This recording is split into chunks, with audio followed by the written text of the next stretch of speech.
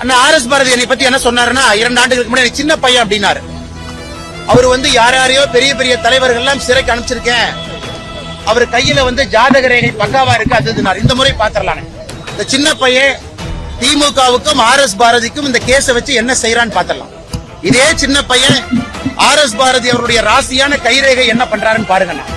ஆனால் இந்த கேஸ பொறுத்த வரைக்கும் நிச்சயமாக இந்த லாஜிக்கல் இதுக்கு எடுத்துட்டு போறோம்.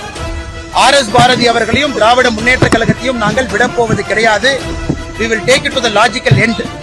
ஏன்னா இது பண்ணாதனாலதான் யாரும் எல்லாம் ஒதுங்கி போறதுனாலதான் BA படிச்சவங்க நாயி, யாராச்சும் நீதிபதியா இருந்தா நாங்க போட்ட பிச்சை, லாயரா இருந்தா நாங்க போட்ட பிச்சை, யாருமே அவர் எதுவும் செய்யாதனால பயத்தினால ஒதுங்கி போறனால அந்த பேச்சு ஆணவத்தை தாண்டி கர்வத்தை தாண்டி அட்டூழியத்தை நோக்கி போய் கொண்டிருக்கிறது. அதனால் இந்தியாவிலேயே அது முதலா இருக்கு.